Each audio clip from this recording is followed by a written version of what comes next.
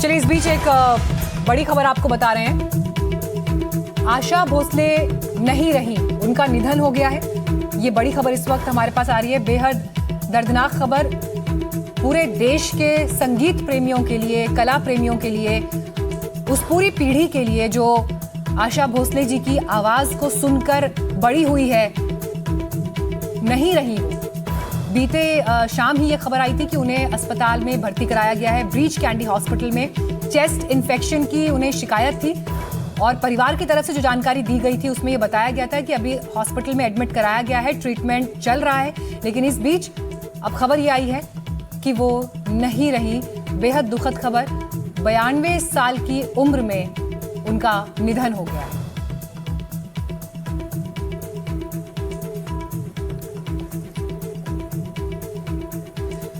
हमारी सहयोगी सुजाता इस वक्त जुड़ गई हैं। सुजाता, बेहद तकलीफ दे खबर, क्योंकि आशा जी का ना रहना एक बार भी इस बात पर यकीन नहीं होता, लेकिन तबीयत बीते काफी समय से खराब चल रही थी। चेस्ट इन्फेक्शन की शिकायत के बाद उन्हें कल शाम हॉस्पिटल में एडमिट किया गया। जी, और देखिए ये एक बेहद दुख भरी खबर और एक बड़ी क्षति जो है संगीत इंडस्ट्री के लिए है।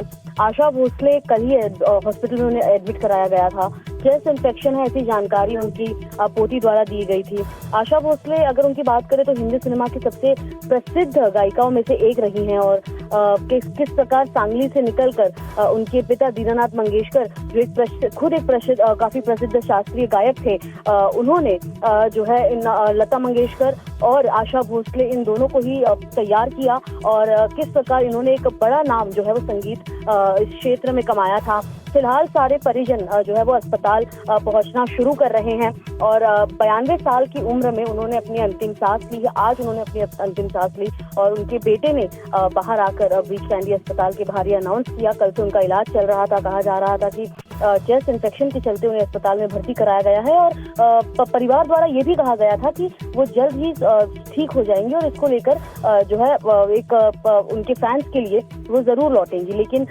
शायद इन्फेक्शन इतना ज्यादा बढ़ गया कि इस प्रकार एकाएक उन्होंने इस इन्फेक्शन ने उन्हें अपनी चपेट में ले लिया और किस प्रकार उन्होंने बॉलीवुड में और पूरे संगीत इंडस्ट्री में एक बड़ा नाम कमाया था। हिंदी की बात करें, मराठी, बंगाली, गुजराती, तमिल, तेलुगु, तमाम ऐसी भाषाओं में आशा भोसले जो है उन्होंने हजारों गाने गाए और कहा जाता है कि उन्होंने अपने करियर में 10,000 से ज्यादा गीत जो है वो खुद रिकॉर्ड भी किए हैं। तो ऐसे में आज उनका इस प्रकार अपने फैंस को, अपने परिजन को और इस तमाम लोगों को छोड़ के चले जाना लोगों के लिए एक बेहद दुख भरा समय है। कल शाम 4 बजे उनका अंतिम संस्कार हो सकता है। परिवार द्वारा ऑफिशियल जानकारी जो है वो थोड़े समय में साझा की जाएगी। शिवाजी पार्क में क्रेमेटोरियम में इनका अंतिम संस्कार जो है वो हो सकता है और ऐसे में एक बड़ी क्षति यहाँ पर संगीत क्षेत्र के लिए। जी देखिए सुजाता, वही बात है, बड़ी तकलीफ होती है ये बताते हुए, लेकिन जिस बात का जिक्र मैं पहले कर रही थी कि एक पूरी पीढ़ी उनके गीतों को सुनकर जवान हुई है और हजारों की संख्या में गीत गाए, 16 से ज्यादा भाषाओं में उनके गीत हैं और भारतीय संगीत की दुनिया में आशा भोसले अपने आप में एक ऐसा नाम है कि ये कहना कि वो नहीं है, इस बात को यकीन कर पाना जो है संभव नहीं हो पा रहा। प्रशांत भी इस वक्त हमारे साथ जुड़ गए हैं। कल शाम को 4 बजे खबर ये आ रही है कि उनका अंतिम संस्कार किया जाएगा, लेकिन प्रशांत, इस वक्त क्या फैमिली कुछ बात करने की स्थिति में है? हॉस्पिटल में कौन लोग पहुंच रहे हैं मिलने के लिए?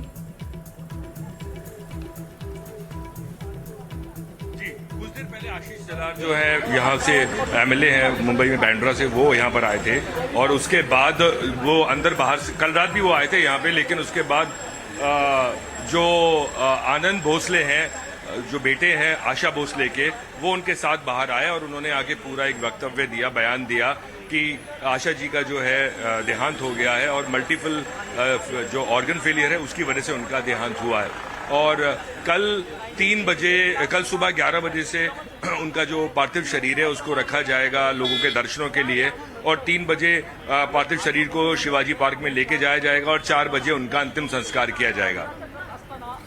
कल शाम 4 बजे उनका अंतिम संस्कार किया जाएगा। मुंबई के ब्रीच कैंडी हॉस्पिटल में निधन हुआ है। लेकिन प्रशांत, देखिए, आपकी तो कई बार उनसे मुलाकातें हुई, प्यार से लोग आशा ताई भी कहकर पुकारते थे, लेकिन हर दौर में जिस तरह से आशा जी ने खुद को ढाला है, आज मैं स्टूडियो में बैठकर ये कहना कि आशा जी नहीं रही हैं, मैं यकीन नहीं कर पा रही हूँ। हमारा एक घर संभाल। आप बिल्कुल सही कह रहे हैं, क्योंकि आशा जी इन्हें मेरा ख्याल में 1943 से लेकर अब तक वो गाने गाती रही। करीब 8 दशक उन्होंने गाने गाए हैं। और उसके अलावा हम सब, जैसे आप भी बोल रही थी थोड़ी देर पहले, हम सब उनको देखते हुए बड़े हुए हैं, उनके गाने सुने हैं और उनके गानों को एनालाइज भी किया है कि आशा जी आखिर क्यों इतनी बड़ी सिंगर मानी गई, या क्यों उनके आवाज में अंत तक, अक्सर क्या होता है उम्र के साथ आवाज में बदलाव आते हैं। और आशा जी के बारे में हमेशा ये कहा जाता है कि उनकी आवाज किसी भी एक्टर पे, चाहे वो उम्र दराज हो या छोटा हो या बच्ची हो, उनके आवाज हर एक के ऊपर फप जाती थी। और यही वर्सेटिलिटी थी उनकी, जिसकी वजह से आशा भोसले को इतने साल तक उन्होंने काम किया और उनको बतौर सिंगर इतना बेहतरीन तरीके से नवाजा गया। हर तरह के अवार्ड्स उनको मिले, चाहे दादा साहब फाल्के की बात हो या पद्म विभूषण की बात हो, फिल्म फेयर अवार्ड्स की बात हो। और खाली इंडिया में नहीं, इंडिया से बाहर भी अगर हम कहें, उन्होंने बहुत सारे जो सिंगर्स हैं इंडिया से बाहर, उनके साथ भी उन्होंने कोलैबोरेशन किया। हम बॉय जॉर्ज की बात करें या और कुछ ऐसे सिंगर्स जिन्होंने उनके साथ मिलके अपने कोलैबोरेशन किए। और एंड तक, ये बात मैं ये तक की नहीं कर रहा हूं जब वो अपने यंग एज में थी, 80 की उम्र में, 75 की उम्र में, ये सब कोलैबोरेशन उन्होंने किए। और ग्रैमी अवार्ड तक में उनके नॉमिनेशन हुए हैं 2 बार। तो आप समझ सकती हैं कि उनका जो उनकी जो रीच थी वो कहाँ तक थी। और उनकी गायकी की अगर हम बात करें तो आपको मालूम होगा कि वो आशा जी जो है लता मंगेशकर जी से थोड़ी छोटी थी उम्र में। 9 साल की उम्र में उन्होंने गाना शुरू कर दिया था। और पहला गाना जो उन्होंने गाया था 1943 में एक फिल्म आई थी जो कि मराठी फिल्म थी, हालांकि सोलो गाना नहीं था उनका, ये 3 लोगों के साथ उन्होंने गाना गाया था। और उसके बाद फिर धीरे धीरे धीरे उनका हिंदी फिल्मों में, आई थिंक हिंदी फिल्मों में उनका जो गाना है शुरू हुआ। तो इस तरह से उनका जो पूरा का पूरा करियर है वो कैसे एक स्ट्रगल के साथ शुरू हुआ। और शुरू में उनको जो गाने मिलते थे वो लो बजट की फिल्मों के गाने मिलते थे, क्योंकि ज्यादातर जो वैम्प्स होती थी या जो कैबरे डांसर्स होती थी उनके गाने उन पर फिल्माए जाते थे। लेकिन अपनी जगह बड़े म्यूजिक डायरेक्टर्स के बीच बनाने में उनके एक स्ट्रगल लगी, वक्त भी लगा। और उसके बाद फिर जब उन्होंने बहुत सारे म्यूजिक डायरेक्टर्स अगर मैं नाम लूं तो जिनके साथ उनका कोलैबोरेशन खासतौर से शुरुआती दौर में ओपी नैयर, और जिस फिल्म ने उनको पहचान दिलाई उस फिल्म का नाम था नया दौर। नया दौर के गाने आपको याद होंगे, उड़े जब जब जुल्फे तेरी, या फिर बहुत सारे गाने, 1 नहीं 2 3, या कश्मीर की कली।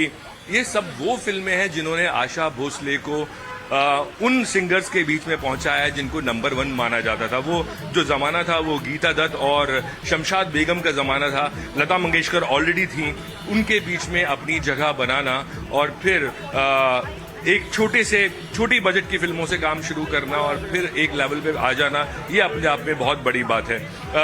उनके अगर मैं गानों की खासियत की बात करूं, आपने भी गाने उनके सुने होंगे, तो उनके गानों की खासियत ये थी कि उनके गाने एक्सप्रेसिव होते थे। जब मैं बोलता हूं एक्सप्रेसिव तो उसका मतलब ये है कि अक्सर गाने गाते हैं जब लोग तो सुर में गाते हुए और गाते हैं लेकिन बात नहीं करते। तो उनके गानों में चाहे ये गाना है, ये रेशमी जुल्फों का ये जो गाना है, या फिर हावड़ा ब्रिज का एक गाना है, तो उन सब गानों में अगर आप ध्यान देंगी तो वो बातचीत भी करती है, जैसे हंसेंगी।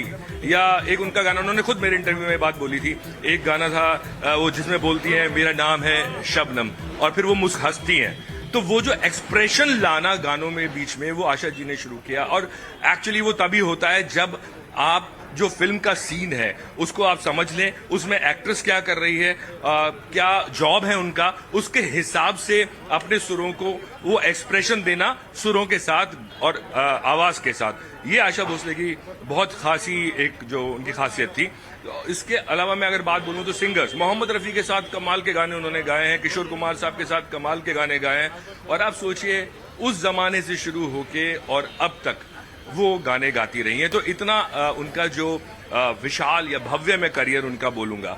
और अच्छी बात खासियत उनकी ये थी कि वो जो आजकल के भी जो सिंगर्स थे, या मैं बोलूं जो लोग सिंगर्स इंडिया से नहीं थे, उनके साथ भी जिस तरह से उन्होंने आवाज मिलाई है और जिस तरह से उन्होंने गाने गाए हैं, और बच्चों के साथ वो बच्चा बन जाती थी, उनकी आदत जो थी, और जब वो हंसती भी थी, बात भी करती थी, तो ऐसा नहीं कि कोई बड़ी बुजुर्ग बहुत बड़ी कोई सिंगर बात कर रही है आपसे, वो एक बिल्कुल ऐसे जैसे आपके परिवार की कोई मेंबर है, उस तरह से वो बात करती थी। अभी 1 साल पहले मैंने उनका एक छोटा सा इंटरव्यू और किया था। जी अदिति।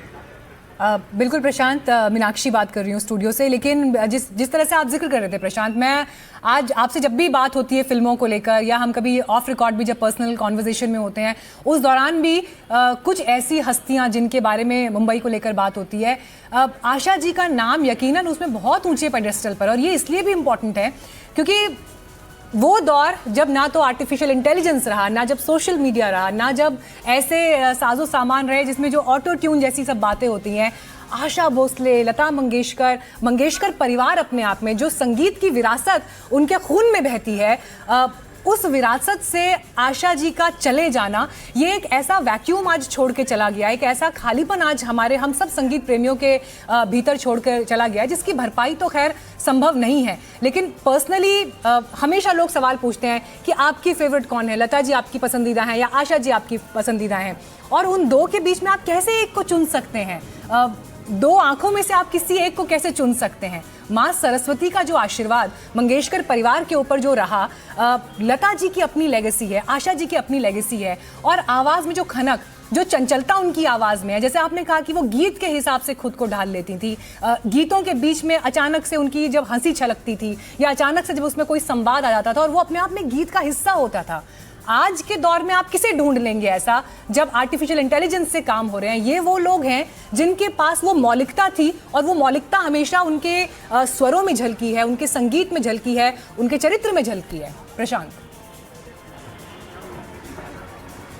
जी, जो आपने एआई की बात की, एआई से पहले एक और चीज है जो खत्म हो गई हिंदी सिनेमा से, और वो है सिटिंग। एक जमाना होता था जब सिटिंग हुआ करती थी, lyrics writer, music director, singer और इनफैक्ट एक्टर्स स्टूडियो में आते थे देखने के लिए।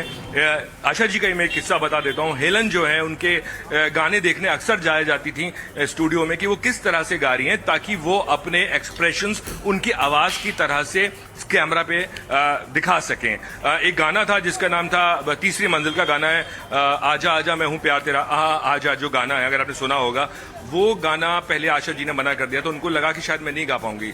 लेकिन फिर उन्होंने वो गाना करीब 10 दिन रिहर्सल किया और गाया।